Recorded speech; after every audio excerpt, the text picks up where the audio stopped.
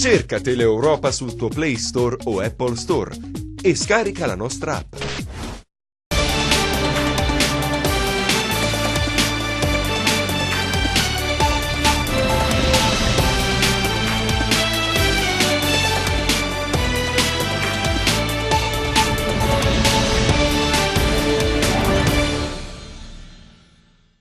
Buon pomeriggio, linea rovente, appuntamento del mercoledì, tra poco vedrete qual è l'argomento che trattiamo e devo dire che è molto allettante, soprattutto in questi mesi, da novembre, ancora di più a dicembre, poi in estate quando bisogna fare i conti con l'Agenzia delle Entrate, quindi pagare le tasse, prima naturalmente stabilire in che misura pagare le tasse, dichiarare i propri redditi, cercare di venirne a capo, poi naturalmente la situazione più difficile è quando poi si deve mettere mano al portafoglio. Il nostro intento oggi è di darvi qualche consiglio per cercare di pagare meno imposte. Infatti, come pagare meno imposte è il titolo di questa trasmissione, eccolo qui, e oggi abbiamo ospite in studio Pasqualino Pontesi. Buon pomeriggio. Buon pomeriggio anche a lei. Che conosce benissimo.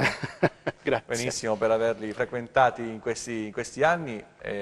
Tanti hanno chiesto in questi anni consigli per pagare meno imposte o altre situazioni. Oggi partiamo da qui, in questa puntata di esordio ci addentreremo nelle varie problematiche fiscali in questa serie di trasmissioni, ma diamo subito un suggerimento ai contribuenti proprio sulla possibilità di pagare meno imposte. Innanzitutto buongiorno, grazie per l'invito. È innegabile che tutte le volte che si parla di imposte e di tasse vi è da parte dei cittadini un giustificato malcontento, che molto spesso si accompagna con un rifiuto nel comprendere il non semplice meccanismo fiscale. La difficoltà delle regole, quasi ai limiti dell'incomprensibilità, e i cambiamenti in corso del fisco, che purtroppo rappresentano una costante, di certo non aiutano i contribuenti ad orientarsi nei meandri della giungla fiscale, escludendo di fatto il cittadino stesso. Da qui in pratica bisogna essere anche consapevoli dell'insostituibile necessità di dover far fronte al sacrificio personale, e cioè al pagamento delle imposte, pur tuttavia senza escludere l'ulteriore possibilità di far valere i propri diritti nei confronti dell'amministrazione finanziaria. Ciò premesso, quale suggerimento noi possiamo dare ai contribuenti per pagare meno imposte? Il suggerimento è uno solo, quello di evitare i dilettanti. Si tratta molto spesso di parenti ed amici che si limitano a certificare il comportamento fiscale del contribuente nell'anno precedente senza che questi venga consigliato sulle scelte da compiere. Saranno sicuramente disponibili, generosi, ma il rischio che commettono errori è molto, molto elevato. Quando si parla di errori non dobbiamo appellarci all'ormai notoria affermazione: io non ho ricevuto nessuna sanzione da parte del fisco, pertanto il parente che ha compilato la mia dichiarazione dei redditi sicuramente non avrà commesso errori. Niente di tutto questo. Chi ha compilato la vostra dichiarazione dei redditi, non essendo a conoscenza delle molteplici novità fiscali che si susseguono a ritmo frenetico e si acquisiscono soltanto attraverso un continuo, costante e quotidiano aggiornamento, probabilmente vi avrà fatto pagare di più. Anzi, tale importo risulterà essere ulteriormente maggiorato se non ha tenuto conto di quell'ampio ventaglio di sconti che il fisco generosamente offre ai propri contribuenti e che, prendendo in prestito una terminologia afferente al non semplice idioma fiscale, vengono per l'appunto definiti oneri deducibili ed oneri detraibili. Sia ben chiaro, non si parla di evasione, non si parla di elusione, ma di vere e proprie agevolazioni concesse dall'amministrazione finanziaria per ridurre il carico tributario che purtroppo ogni contribuente deve sopportare. E sommate tutte queste spese sicuramente ci faranno pagare meno imposte, se non addirittura chiudere la propria dichiarazione dei redditi con un credito. Ed allora rivolgetevi ai dottori commercialisti, agli esperti contabili, ai consulenti del lavoro, anche allo stesso CAF. Se optate per il professionista, ricordatevi che vi dovete accertare se lo stesso è regolarmente iscritto presso il proprio ordine di appartenenza e quindi abilitato all'esercizio della libera professione. Insomma, possiamo concludere con uno slogan: ad ognuno il proprio mestiere, è il detto per il fisco, calza proprio a pennello.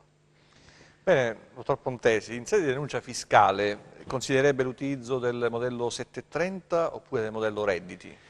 Beh, questa è anche un'altra domanda che mi viene spesso formulata. Cioè l'obiettivo sempre del contribuente è quello di pagare meno imposte. Quante volte nell'esercizio della mia professione vengo ripetutamente assillato da un ritornello che non conosce tregua, e cioè come pagare meno imposte, addirittura non pagarle proprio, però senza incorrere nelle ire del fisco da pagare poi a caro, anzi a carissimo prezzo.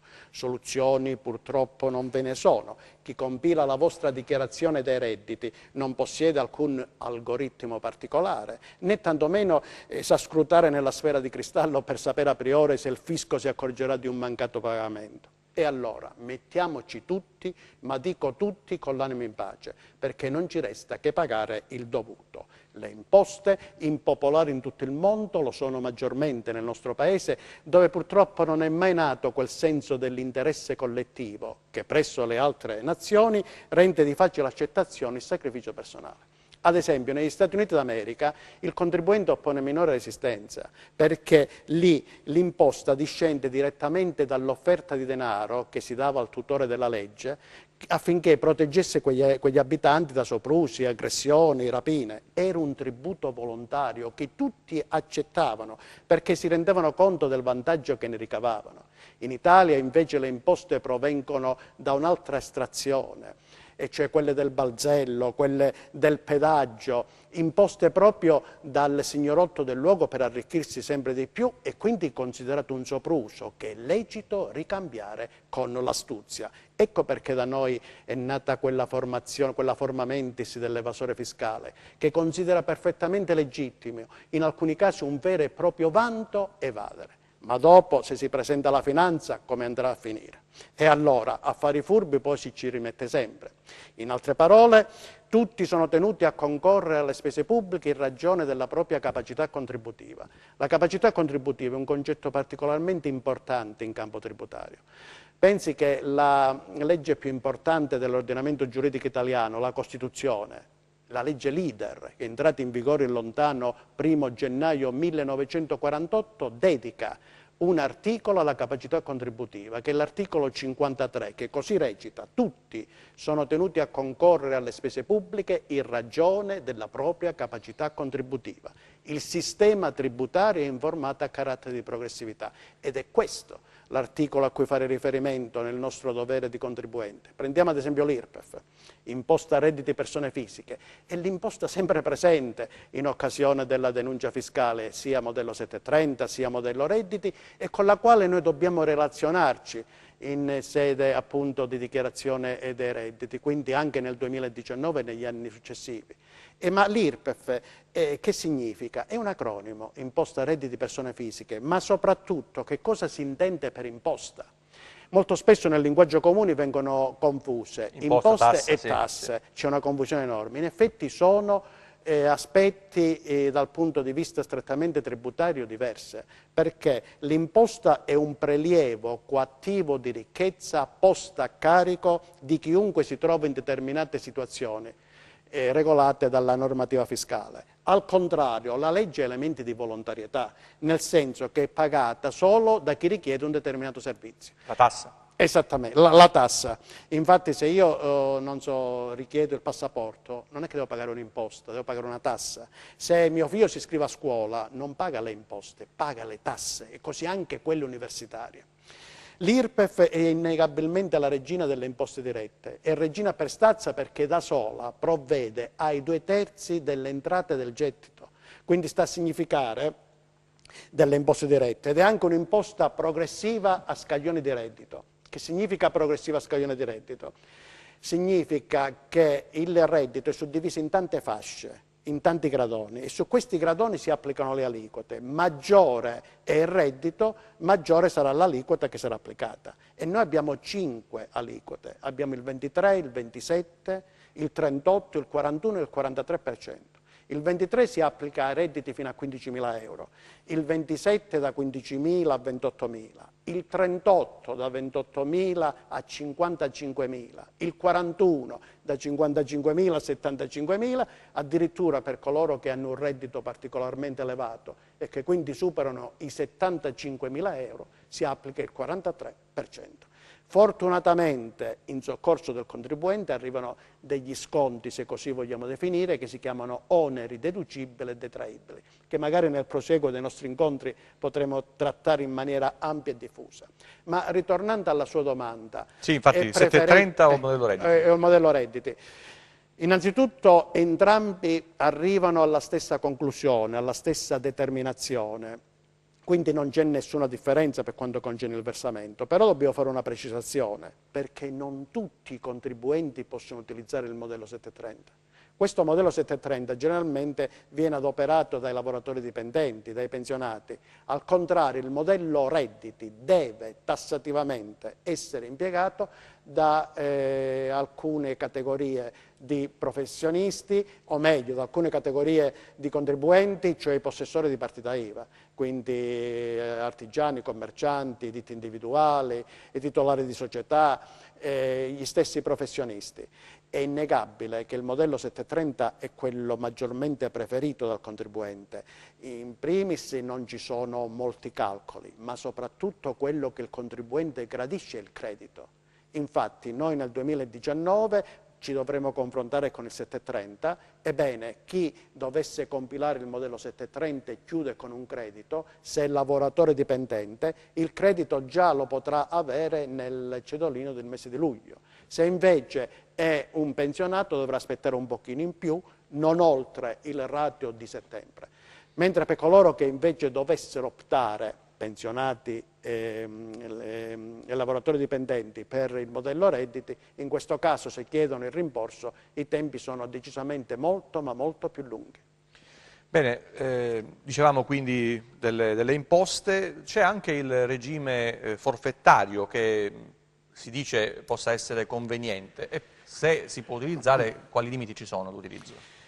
Beh, quando si apre la partita IVA, il contribuente cerca di risparmiare più che possibile, perché già si rende conto, già sa a priori che deve affrontare delle spese, dei costi, dovrà pagare le imposte, dovrà pagare i contributi previdenziali obbligatori, ma e sicuramente sa anche che le entrate, specialmente nei primi anni, non saranno poi così sicuri e soddisfacenti. Ed è proprio per questo motivo che l'amministrazione finanziaria concede per i contribuenti più piccoli, cioè coloro che non hanno un reddito particolarmente elevato, quindi un volume d'affari molto alto, la possibilità di optare per il regime forfettario, che innegabilmente presenta dei vantaggi. In primo luogo, l'eliminazione della presentazione degli studi di settore, l'eliminazione del pagamento dell'IRAP, l'esenzione dal pagamento dell'IVA e contestualmente di tutto quello che deriva da chi possiede una partita IVA, quindi le liquidazioni periodiche, trimestrali e anche quella annuale. Quindi di conseguenza ci troviamo di fronte a dei vantaggi. Accanto a questo ve n'è anche un altro, e cioè l'IRPEF.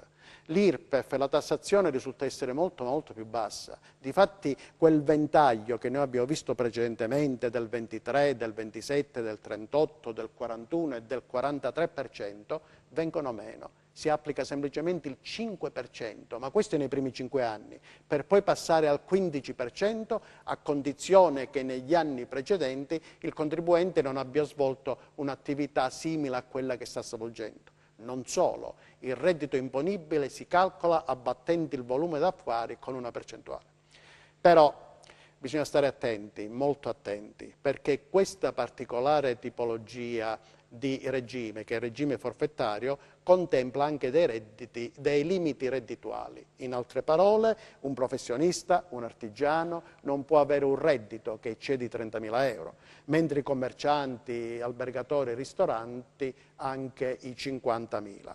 E non finisce qui, altri limiti riguardano anche i collaboratori, i lavoratori dipendenti, addirittura anche lo stesso tirocinante. Le spese non possono superare i 5.000 euro. E poi ancora le deduzioni. Non è possibile portare in diminuzione delle imposte alcun costo, fatto eccezione per i contributi previdenziali obbligatori.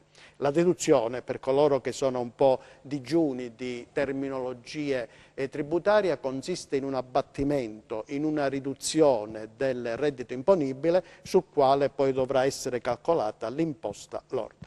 Tuttavia, coloro che malauguratamente dovessero sforare anche uno di questi limiti cessano di appartenere a questo regime, diciamo, privilegiato e di conseguenza dovranno optare per il regime semplificato o eventualmente anche per quello ordinario. Come si fa? Parlava di partita IVA, come si fa ad aprire una partita IVA?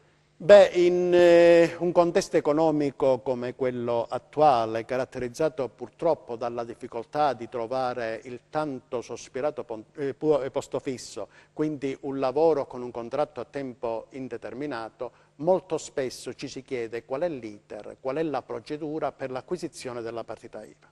Ebbene, prima di rispondere a questo dubbioso interrogativo dobbiamo fare una premessa, e cioè la partita IVA non può essere acquisita da tutti i contribuenti, ma soltanto da una parte, e mi riferisco quindi ai lavoratori autonomi, artigiani, commercianti, professionisti, imprenditori. La partita IVA, inoltre, la possiamo in qualche modo accostare al codice fiscale. Però mentre il codice fiscale viene attribuito al momento della nascita ed è un'espressione alfanumerica, al contrario la partita IVA è una sequenza di numeri, che sono 11. I primi 7 identificano il contribuente, 3 l'ufficio che l'ha rilasciato e infine l'11° che è quello di controllo. E questa sequenza di numeri rimarrà inalterata anche nel prosieguo dell'attività. Naturalmente la partita IVA scompare nel momento in cui c'è la cessazione dell'attività stessa. Aprire quindi la partita IVA non è difficile, ma soprattutto è gratuita, cosa che invece non avveniva in passato. Io ricordo perfettamente quando circolava il precedente corso valutario, per aprire la partita IVA bisognava effettuare un versamento di 100.000 lire. Il primo passo quindi qual è? È quello di comunicare all'Agenzia delle Entrate l'inizio dell'attività. Ad esempio un professionista questo lo deve fare entro 30 giorni, compilando un'apposita modulistica. Però come si deve comportare? Le strade fondamentalmente sono 3. O si presenta lui personalmente presso l'Agenzia delle Entrate, presso gli uffici dell'Agenzia delle Entrate, oppure può inviare anche una raccomandata con ricevuta di ritorno, compilando l'apposita modulistica, che se non vado errato è il modello AA9/7, che deve essere accompagnata da una copia di un documento di riconoscimento in corso di validità, che può essere o carta d'identità o passaporto. O infine, che è quella più seguita, ci si rivolge ad un professionista abilitato all'invio telematico, quindi dottore commercialista, esperto contabile, consulente del lavoro, anche lo stesso CAF, che entro 24 ore dalla richiesta rilascerà all'interessato il numero di partita IVA. Inoltre bisogna anche scegliere il codice ATECO. ATECO è un anacronimo che significa attività economica e serve proprio per individuare l'attività che intende svolgere chi possiede la partita IVA. Insomma, con l'acquisizione della partita IVA si dà finalmente il via allo svolgimento del proprio lavoro e rappresenta senza ombra di dubbio il primo passo formale per lo svolgimento della propria attività lavorativa. Pertanto aprire la partita IVA non costa nulla, ma i costi dopo verranno successivamente per il mantenimento della stessa partita IVA, che dipendono dal regime tributario che il contribuente intende scegliere tra quello forfettario, ordinario oppure semplificato. Ma tutti i contribuenti possono aprire una partita IVA? I contribuenti che possono aprire la partita IVA sono quelli che in pratica svolgono un'attività, cioè il pensionato non può essere possessore di partita IVA, così come anche il lavoratore dipendente, ma chi svolge un'attività in proprio, che sono appunto le ditte individuali, i titolari delle società, gli artigiani, i commercianti, i professionisti, eccetera. Quali consigli si sentirebbe di rivolgere a un giovane che intende aprire un'impresa, un'attività? Questo è un argomento difficile da trattare perché sì. sono tanti però che hanno voglia di lavorare, però magari hanno paura e un po' anche di perplessità. Paura e timore, perché la situazione non è proprio brillantissima. Insomma, aprire un'attività infatti potrebbe dar luogo a dei rischi e anche a degli imprevisti Innanzitutto bisogna porre particolare attenzione nella scelta dei locali, dove in pratica si intende svolgere l'attività stessa, perché per alcune particolari attività ci potrebbero essere delle restrizioni, ci possono essere anche dei vincoli da parte dell'ente municipale in ordine all'ubblicazione, così come anche la distanza da un locale ad un altro ci potrebbero essere ulteriori limitazioni. Tuttavia bisogna prestare particolare attenzione sulla destinazione d'uso. Ad esempio, un locale di deposito non potrà mai essere adibito a negozio tranne se non viene cambiata la destinazione d'uso. E poi ancora, aprire un locale significa avere l'approvazione da parte delle autorità sanitarie, quindi delle ASL. Per quanto concerne invece gli obblighi amministrativi, bisogna iscriversi alla Camera di Commercio, all'INPS, INAIL, naturalmente bisogna essere anche possessori di partita IVA e bisogna comunicare a questi enti l'inizio della propria attività. Ciò premesso, prima di dare il via, ritengo che sia necessario, indispensabile e fondamentale fare un'attenta e scrupolosa analisi costi-benefici, in altri termini un business plan, un documento che sintetizzi i contenuti e le caratteristiche di un progetto imprenditoriale, in pratica uno strumento di valutazione.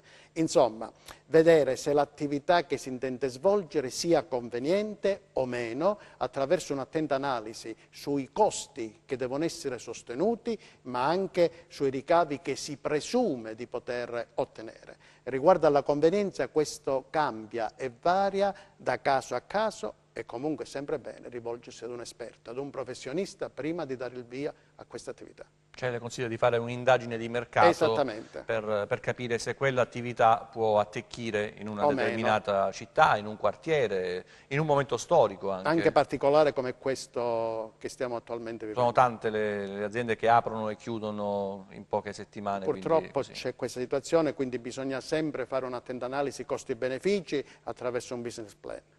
Siamo addirittura d'arrivo della prima parte della nostra trasmissione. Vogliamo dare il suo indirizzo mail, poi lo mettiamo anche in sovraimpressione, in modo che i telespettatori possano magari porre qualche quesito, perché questa è una materia molto complicata e non è facile dare risposte immediate, non si può essere onniscienti, il tuttologo non esiste in questo campo, come in molti altri campi, quindi è meglio magari dare delle indicazioni più precise, più dettagliate, più circoscritte, perché è troppo ampio. Abbiamo visto per un attimo la mail che è pasqualino.pontesi@alice.it. Naturalmente potrà dare delle risposte più circostanziate ai nostri telespettatori. Adesso nella seconda parte io vorrei affrontare un argomento, magari lo apriamo già ora, perché parlando di attività giovanili o comunque attività che adesso prosperano in questo momento storico, soprattutto in Calabria che sta riscoprendo un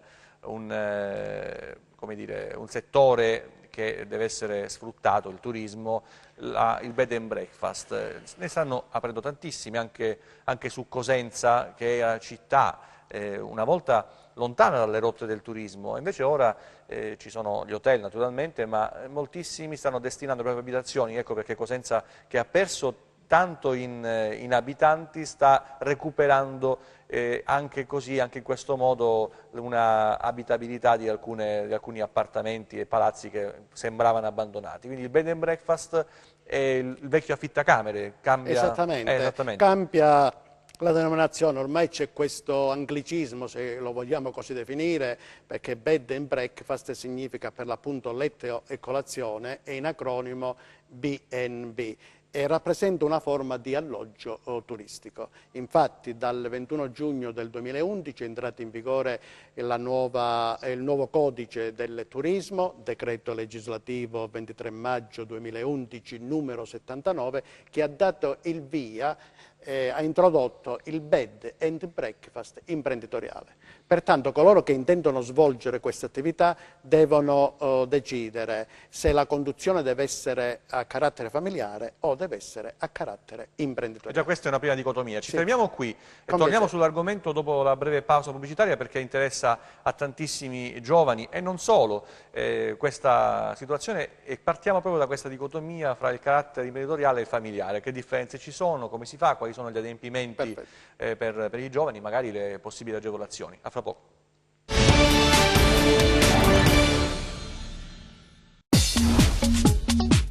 Cerca Teleeuropa sul tuo Play Store o Apple Store e scarica la nostra app.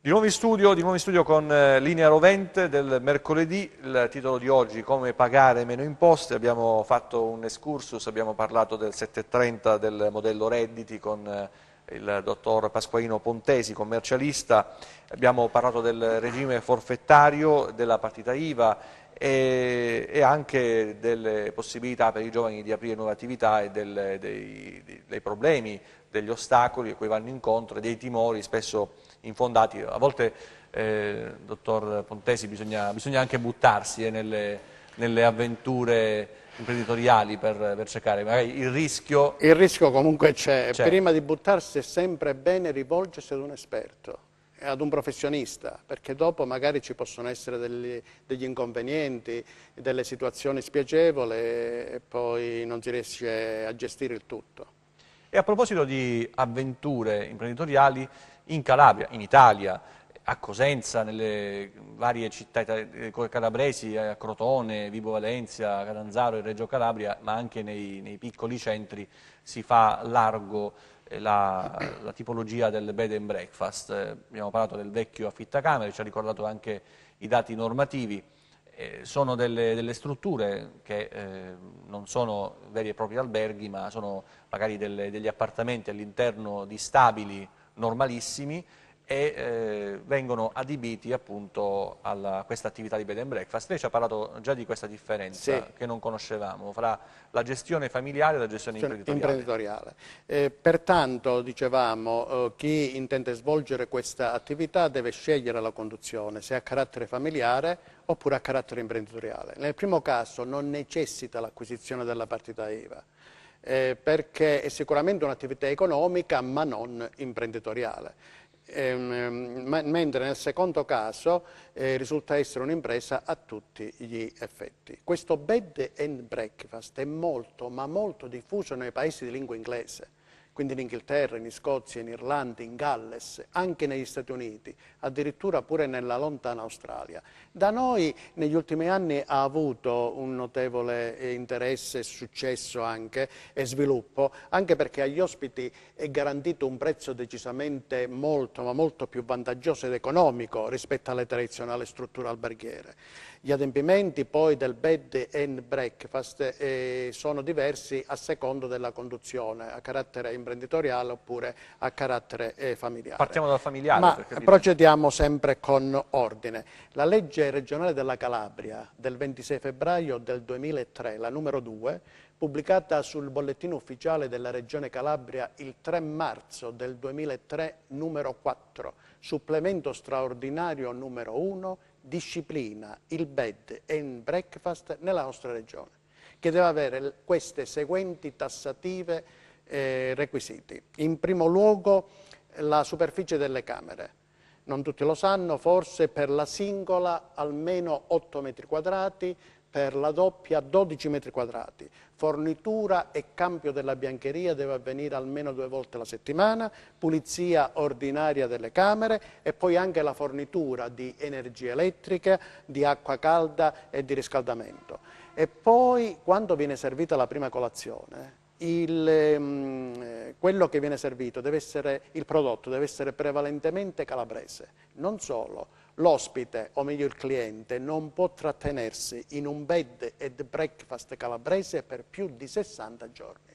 Oltre a questo però dobbiamo anche presentare la SCIA. Che cos'è questa SCIA? La SCIA è una segnalazione certificata di inizio attività e questa deve essere inoltrata presso le attività produttive del Comune, lo sportello unico delle attività produttive del Comune e anche presso l'azienda di promozione turistica. Ma cosa deve contenere questa SCIA? L'istanza in effetti deve contenere il nome, cognome, luogo e data di nascita, cittadinanza, residenza, codice fiscale naturalmente dell'aspirante titolare del bed and breakfast, ma soprattutto deve essere accompagnata da una dichiarazione di sussistenza dei requisiti soggettivi del titolare del bed and breakfast. E quali sono? Requisiti morali. Addirittura in ossequio al Regio Decreto addirittura 773 del 1931, cioè noi ci rivolgiamo al testo unico della legge di pubblica sicurezza, assenza di pregiudiziali ai sensi della normativa antimafia, ma soprattutto assenza di condanne penali in ossequio alla famosa legge Merlin, la legge numero 75 che conosciamo bene. del 20 febbraio del 1958. Il Comune comunque entro 60 giorni dalla richiesta provvede ad effettuare un sopralluogo, in quanto deve verificare se tutti i requisiti previsti dalla rigida normativa sono stati in pratica realizzati. Non solo, l'esito deve essere poi comunicato all'assessorato al turismo della Regione Calabria, all'azienda di promozione turistica, alla provincia, ma soprattutto anche al diretto interessato. Quindi ripetiamo, per quanto riguarda la struttura, quindi l'appartamento, se si vuole considerare una stanza singola bisogna avere almeno 8 metri quadri, se si vuole invece una doppia 12 metri quadri e poi c'è il servizio, ma questo è facile, 2 volte alla settimana, la pulizia, il cambio. Esattamente, quello che pure ritengo di dover sottolineare è che nel momento in cui c'è la prima colazione i prodotti devono essere, non dico esclusivamente, ma prevalentemente calabrese. Qui si va nell'ambito quasi dell'agriturismo, nel senso che c'è una connotazione territoriale, quindi anche il bed and breakfast, questo non lo sapevamo, deve esserci anche una connotazione territoriale che è legata quindi al prodotto del territorio. E sui servizi igienici c'è qualcosa di particolare? Devono essere collegati alle stanze? Alcuni magari possono essere già all'interno delle stanze, altri invece possono essere utilizzati da più ospiti, quindi si può avere una stanza con bagno oppure 2 stanze che si servono dello stesso servizio igienico. Del resto è impensabile avere 4 bagni e 4 stanze. Quindi... Anche perché è molto limitato e molto circoscritto il numero tanto delle camere quanto dei posti letto. Bisogna, immagino, guardare anche al regolamento condominiale, cosa prevede per l'apertura. A volte ci sono anche queste restrizioni, ci sono anche queste limitazioni, perché dopo la struttura che ospita il bed and breakfast, se all'interno di un condominio, naturalmente necessitano di alcuni requisiti. Oltre certo, il fatto che sia una legge, almeno quella che istituisce il bed and breakfast del 2003 in Calabria, è difficile che ci siano palazzi stabili che hanno un regolamento condominiale magari precedente a questa norma, magari si può fare la similitudine con gli affittacamere se ci sono per esempio delle limitazioni, potrebbe essere questa per... Certamente, nella stragrande maggioranza dei casi è così. Magari vietato, ci sono dei regolamenti condominiali molto fantasiosi, anche redatti in passato dove si viene vietato tutto. Ci sono, esistono e vanno rispettati, addirittura anche uno che deve aprire uno studio all'interno di un condominio, se il condominio vieta questo non si può aprire un'attività professionale. Domanda difficile, per esempio, chissà come viene regolata il pagamento della Tarsu per i bed and breakfast, se ha quella tassazione molto rigida. Ci sono queste tassazioni e poi naturalmente il pagamento oscilla e varia a secondo anche del comune che ospita il bed and breakfast. Però naturalmente questa è un'attività che va, abbiamo parlato degli adempimenti, la SCIA innanzitutto, ci sono delle agevolazioni? Diciamo che la mancanza del requisito della professionalità e soprattutto alla conduzione a carattere occasionale e saltuario di chi gestisce un bed and breakfast viene esonerato dall'IVA e quindi di conseguenza da tutti gli adempimenti che derivano dall'IVA, quindi le liquidazioni trimestrali e anche quella annuale. Pertanto non bisogna emettere fattura, ma una ricevuta, se in duplice copia, con data e numerazione progressiva. Eventualmente la ricevuta in bollo se supera l'importo di 77,47 €, in bollo da 2 euro. Quindi una di queste ricevute deve essere acquisita, deve rimanere al titolare del bed and breakfast perché risulta essere fondamentale e necessario in quanto rappresenta la base imponibile per poi procedere successivamente alla denuncia fiscale e quindi alla dichiarazione dei redditi. Quindi queste sono le agevolazioni per chi apre e conduce un bed and breakfast. Abbiamo detto la differenza fra conduzione familiare e conduzione invece imprenditoriale. Diciamo che è più conveniente la conduzione familiare ci sono meno obblighi fiscali, quindi di conseguenza è sicuramente più conveniente, però poi dipende tramite quelle analisi che dicevamo poco fa se ci sono i presupposti e le condizioni, quindi attraverso un'analisi costi-benefici poi ci si rende conto, però sempre è bene rivolgersi ad un esperto. Anche il numero, il fatto che uno abbia 2 bed and breakfast forse è più imprenditore che conduzione familiare. Varia da caso a caso. Andiamo sulle imposte locali, quando si parla di, abbiamo citato la Tarsu, IMU, Tasi, Tari, si fa confusione e soprattutto sono dolori.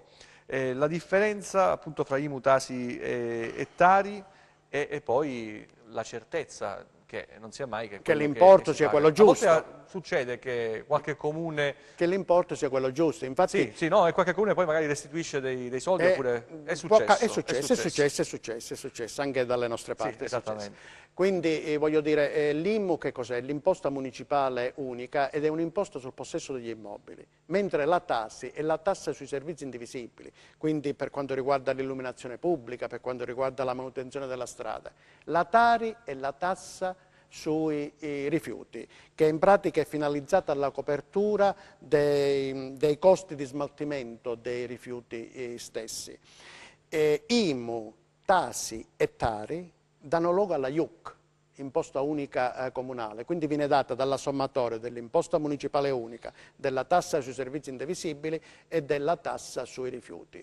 Per quanto riguarda l'altro, lei mi diceva il calcolo, l'importo, bisogna fare una precisazione, e cioè IMU e Tasi, il calcolo risulta essere particolarmente semplice, addirittura anche lo stesso contribuente può effettuarlo. È una moltiplicazione per un coefficiente. Esattamente. Oppure ci si rivolge a un professionista, perché si parte sempre da un valore certo, che è la rendita catastale. Mentre per quanto concerne la Tasi, la Tari, chiedo scusa, per quanto concerne la Tari, questa non c'è la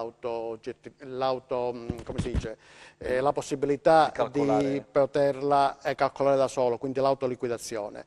Esce fuori da una sommatoria di variabili. In primo luogo le persone che vivono... Esattamente, il nucleo familiare, quante sono le persone, poi anche i metri quadrati, e poi ancora anche la destinazione d'uso. Una cosa è l'abitazione principale, un'altra cosa è la seconda casa, addirittura anche dell'attività che viene svolta all'interno di un locale commerciale. Quindi per rendersi conto... Noi abbiamo ospitato per esempio le proteste di avvocati che diciamo che alla fine buttano via soltanto un po' di carta, eppure hanno delle tariffe altissime, sostenibili quasi. Però è questo, quindi questo qua naturalmente varia da comune a comune.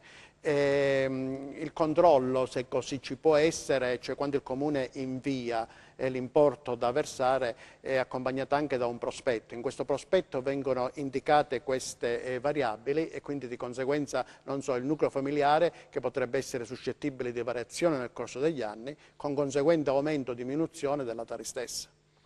Ha parlato anche del catasto, quindi della misura catastale, e quello incide moltissimo, perché se un appartamento è considerato di lusso, di categoria, quindi... La destinazione dell'immobile stesso. Lì si può incidere, per esempio se una persona, un soggetto ritiene di avere un accatastamento sbagliato e quindi più costoso. Diciamo che gli elementi fondamentali sono quelle, cioè le variabili, cioè i componenti del nucleo familiare, i metri quadrati, e poi naturalmente anche la destinazione d'uso, se si tratta per esempio di prima abitazione. Quindi di abitazione principale, di prima casa, oppure se è seconda, oppure anche dell'attività che potrebbe essere svolta. Le aliquote di IMU e TASI cambiano da comune a comune? Diciamo che per l'IMU è prevista un'aliquota standard, che è lo 0,76%, però il Comune ha la facoltà di aumentarla o di diminuirla di uno 0,3%. E poi c'è un'aliquota ridotta dello 0,4% per alcune particolari tipologie di unità immobiliari. Mi riferisco alle cosiddette abitazioni di lusso, contraddistinte in catasto alla categoria A1, A8, A9. A1 sono le abitazioni signorili, A8 ville, A9 castelli, a condizione che però vengono utilizzate come abitazioni principali. In questo caso c'è lo 0,4%, il Comune può aumentare o diminuire di uno 0,2%, questo è discrezionale del Comune stesso. Non solo, c'è un'ulteriore detrazione di 200 euro che però deve essere rapportata all'anno in cui queste unità immobiliari sono state utilizzate come abitazione principale. Discorso invece diverso riguarda la TASI. Infatti per la TASI il versamento non grava soltanto ai proprietari dell'unità immobiliare, ma anche agli inquilini. Generalmente la quota di spettanza dell'inquilino va da un minimo del 10% a un massimo del 30%. Tuttavia nel silenzio della delibera comunale si applica il 10%. Se però l'inquilino ha adibito l'abitazione ad abitazione principale, è esonerato dal versamento della TASI e quindi al proprietario dovrà versare soltanto la quota di sua spettanza, che è appunto il 90%. Non solo, con il blocco anche degli aumenti fiscali imposto dall'ultima legge di bilancio, ci riferiamo alla legge numero 205 del 27 dicembre del 2017, i comuni certamente possono variare le aliquote, però soltanto in ribasso. Quindi pertanto se qualcuno volesse conoscere le decisioni, o meglio le improbabili decisioni, o deve contattare l'ente municipale dove appunto ricade l'immobile soggetto a tassazione, oppure deve consultare il sito dell'amministrazione comunale, oppure anche può consultare il sito della Finanza dove vengono riportati tutti i comuni italiani. Pertanto se nel 2018 il proprio patrimonio personale non ha subito delle variazioni, perché non ci sono stati acquisti, non ci sono state vendite, né tantomeno successioni, è sufficiente riportare l'importo che è stato versato nel 2017. Se invece sono intervenute delle modifiche, perché ci sono stati degli acquisti, delle vendite, oppure un appartamento non è più adibito ad abitazione principale, oppure cambiata la rendita catastale, in questo caso necessita obbligatoriamente effettuare tutti quanti i calcoli. Confermata fortunatamente per il 2018 l'esenzione all'abitazione principale, ma che cosa si intende per abitazione principale?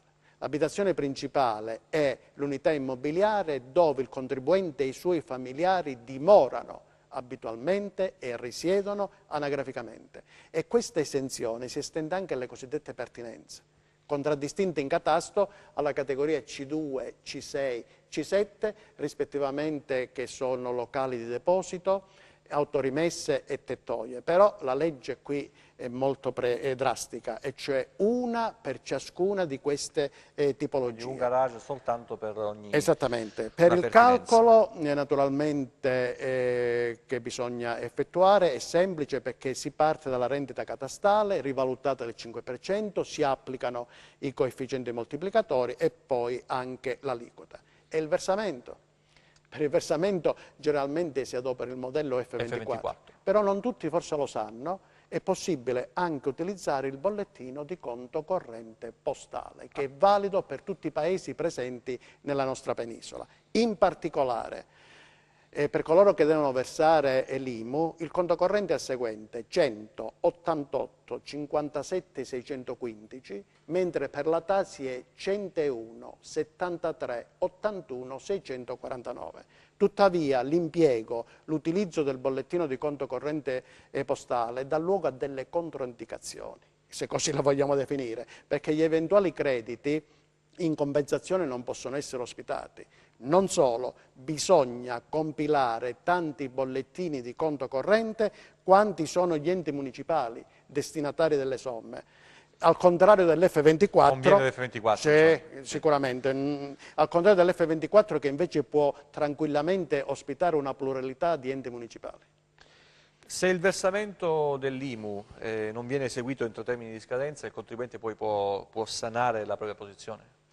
E certamente il contribuente può regolarizzare la propria posizione utilizzando l'istituto tributario del ravvedimento operoso, una sorta di condono no stop entro limitati e circoscritti termini temporali che consente al contribuente resipiscente, cioè colui che intende ravvedersi, di pagare il dovuto maggiorato da sanzioni irrisorie, oltre naturalmente al computo degli interessi legali. Abbiamo 4 tipi di ravvedimento operoso: il ravvedimento breve, il ravvedimento sprint, breve, intermedio e lungo. Facciamo un esempio: se il contribuente non ha pagato l'acconto IMU che è scaduto, 2018, che è scaduto lunedì 18 giugno, come potrà regolarizzare la propria posizione? E allora, procediamo con ordine. Ravvedimento sprint: aveva 14 giorni di tempo per pagare il dovuto, quindi la scadenza era il 2 di luglio e si pagava una sanzione bassa, lo 0,1%, per arrivare all'1,4%. Oppure ravvedimento breve, 30 giorni di tempo. La scadenza era il 18 di luglio e la sanzione era pari all'1,5% e questa era fissa. Oppure, andiamo ancora avanti, il ravvedimento operoso intermedio: ci sono 90 giorni di tempo, la scadenza era purtroppo il 14 settembre, però la sanzione è elevata all'1,65%. In pratica gli è rimasto un'unica tipologia di ravvedimento, che è il ravvedimento lungo. Pensi che ha addirittura un anno di tempo per regolarizzare il tutto e l'ultimo giorno utile è fissato nel rigido e drastico calendario fiscale per lunedì 17 giugno 2019, dovrà pagare l'imposta, la sanzione ulteriormente lievitata al 3,75% più il computo degli interessi legali che per il 2018 è fissata allo 0,3%. Però nel 2019... C'è già l'altra rata? No, nel 2019 l'interesse legale potrebbe essere confermato allo 0,3%, potrebbe essere suscettibile di aumento o di diminuzione, quindi bisogna effettuare ulteriori calcoli. Il tutto per evitare le pesanti sanzioni irrogate dall'ente municipale dove ricade l'immobile soggetto a tassazione IMU e TASI, che è del 30% in caso di mancato, insufficiente o omesso versamento dell'imposta. Però forse non tutti ne sono a conoscenza, alcuni enti municipali addirittura hanno una sorta di ravvedimento perpetuo che va oltre un anno e quindi in questi casi è bene contattare l'ufficio tributi del comune stesso. Il versamento, lo dicevamo, si deve utilizzare il bollettino di conto corrente, che comunque lo evitiamo, per optare al modello F24. Ma come si compila un F24?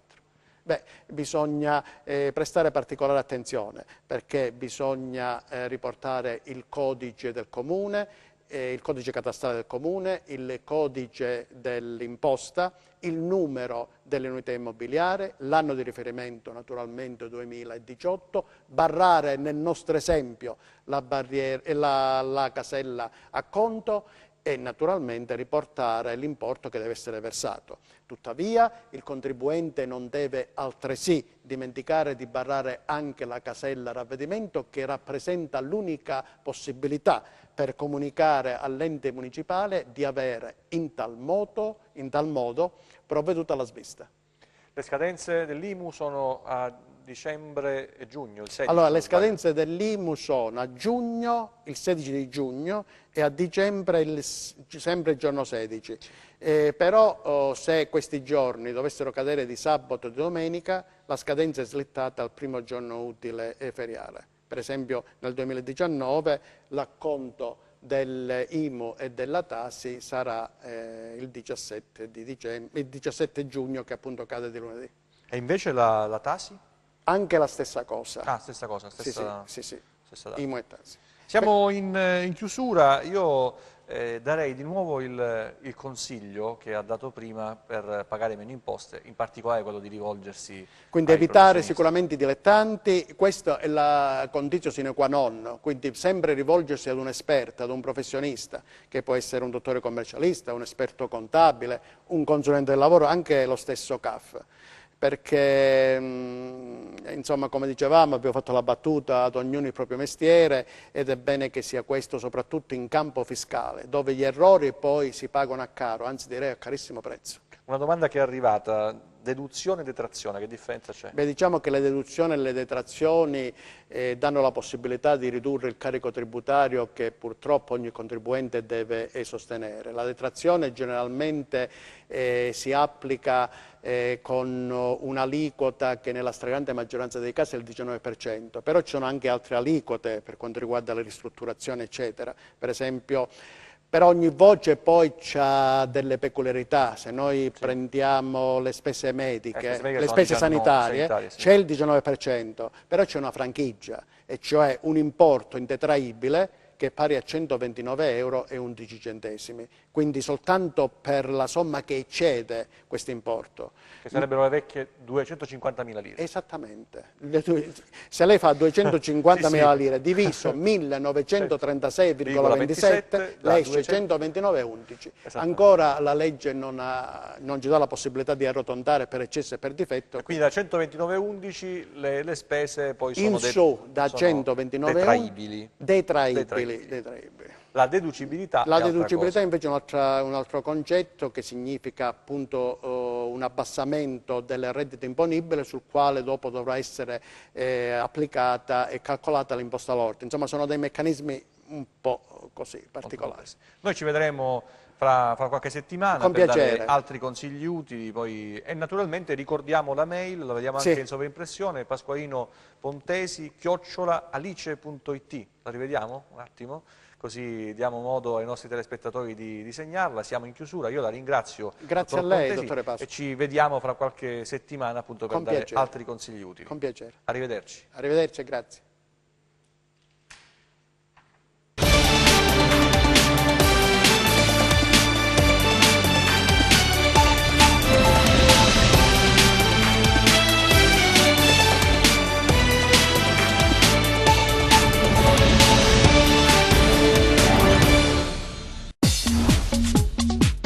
Cerca Teleeuropa sul tuo Play Store o Apple Store e scarica la nostra app.